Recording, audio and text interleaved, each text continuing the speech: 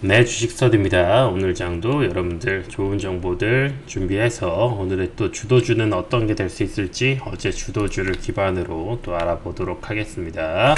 영상 시작 전에 구독과 좋아요 눌러주시고요.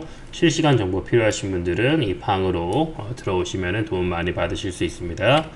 자, 그러면은 일단은 현재 봤을 때 일단 뉴스 몇 개 좀 볼게요. 미국 이제 9월에 신규 주택 착공이 전월 대비해서 7% 다시 증가세로 증가했다라고 합니다.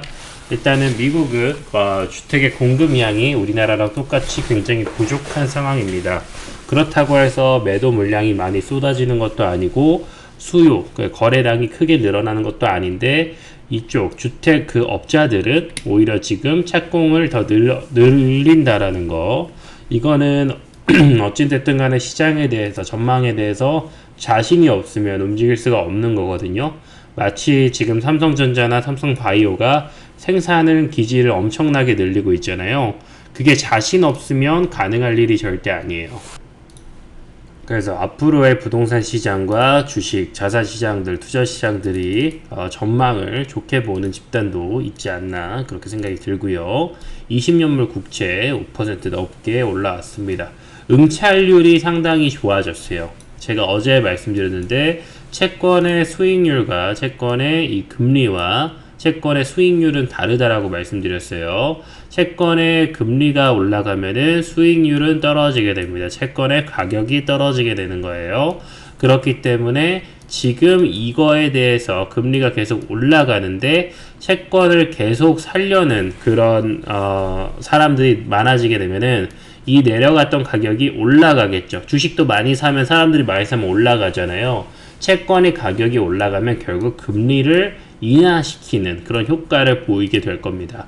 그래서 기준금리에 대한 룸이 많이 없는 상황인데 채권금리가 내려가게 되면은 그때는 엄청나게 채권에 쏠렸던 자금이 다시 주식시장으로 풀릴 가능성이 있고 현재 당연히 이 정도 가격이면 메리트가 있다. 우리도 주가가 뭐 지금 삼성전자가 7만 전자인데 3, 4만 전자면은 아무리 투심이 약해도 매수할 만한 그런 센티가 형성이 되잖아요.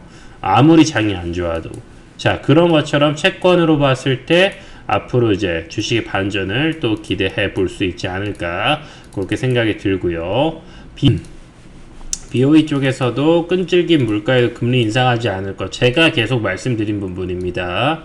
이 물가에 대한 룸을, 물가 인상, 인플레이션 룸을 2%밖에 주지 않기 때문에 지금 이 금리로 계속 고생을 하는 건데, 어떤 뉴노멀을 준비를 해야 된다라는 거고, BOE는 영국이죠. 영국 소비자 물가, 영국, 뭐 독일, 유럽의 선진국들은 거의 소비자 물가가 6, 7% 정도 나와요.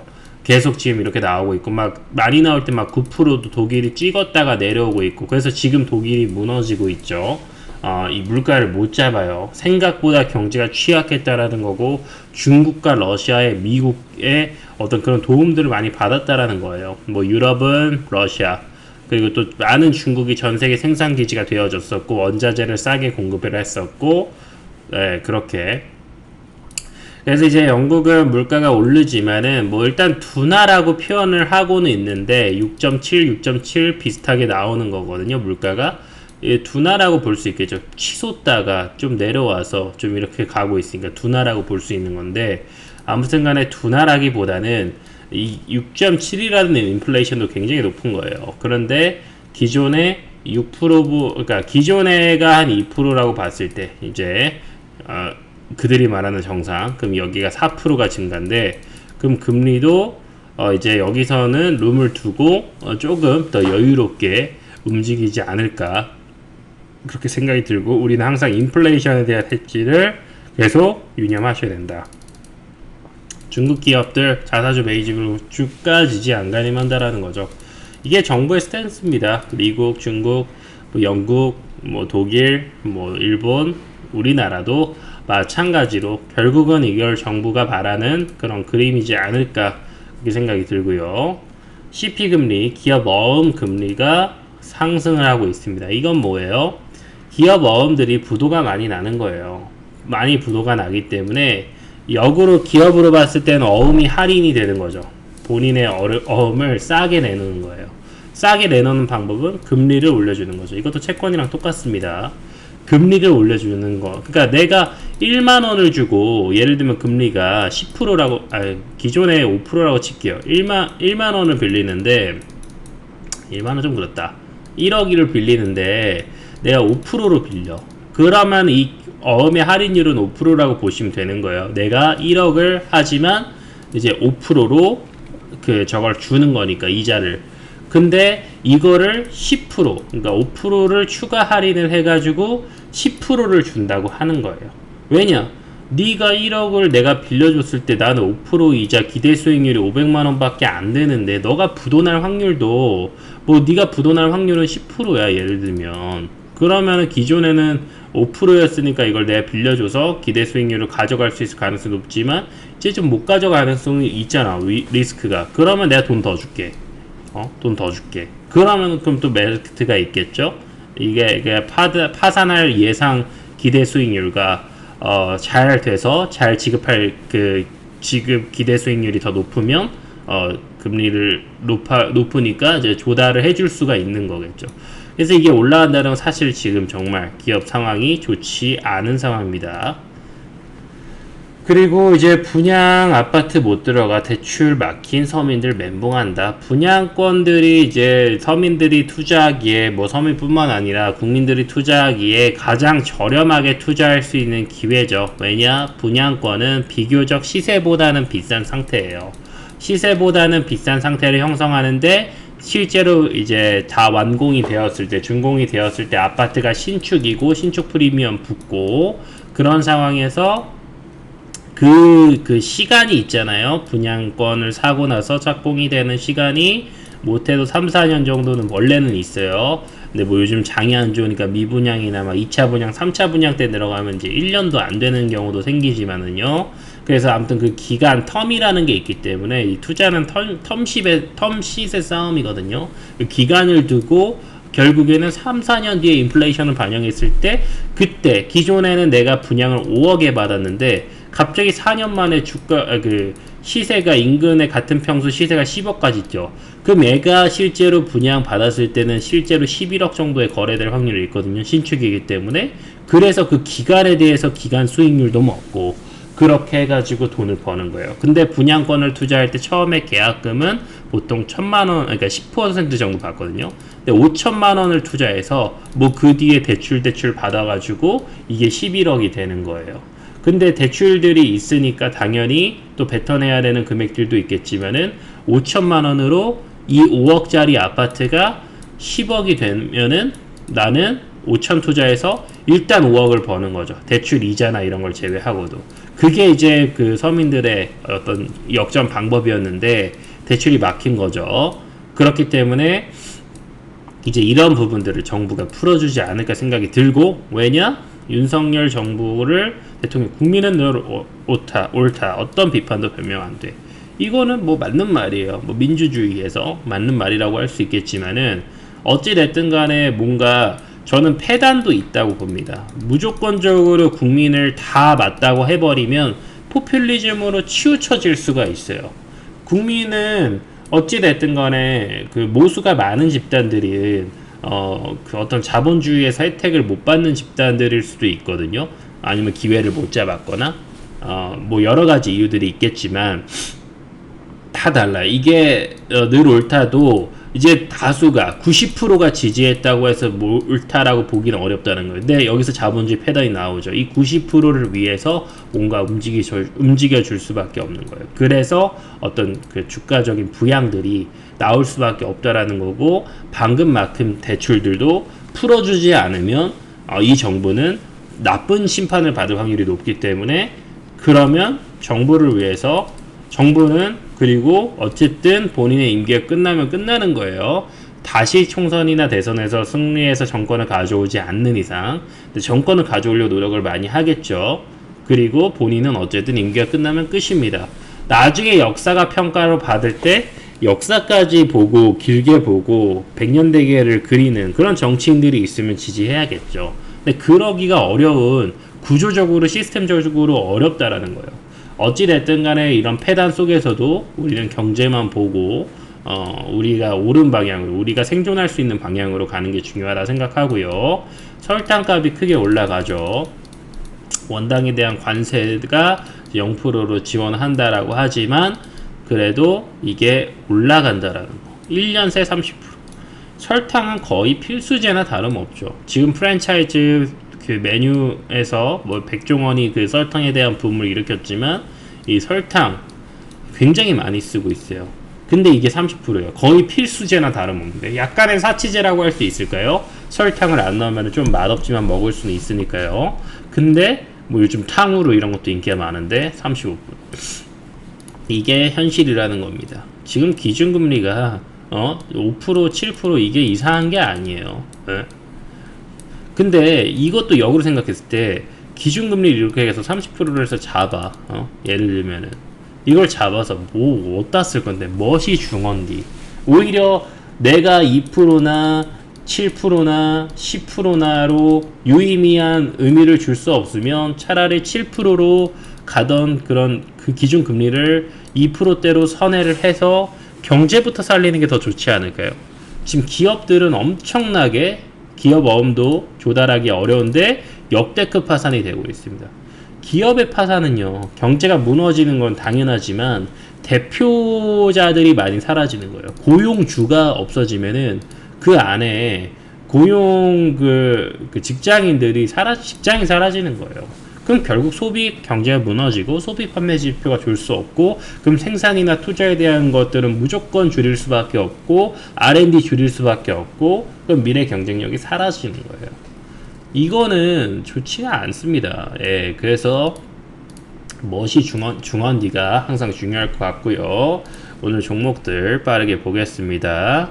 현재 지금 계속 가자지구에서 병원에서 폭발이 나면서 이스라엘이 굉장히 화가 난 상황이에요. 민간인이 500명이나 게다가 병원은 뭐예요? 비교적 지금 현재 약자들이 많이 있는 거잖아요. 뭐 사회적인 약자가 아니라 현재 제 몸이 좋지 않은 것들.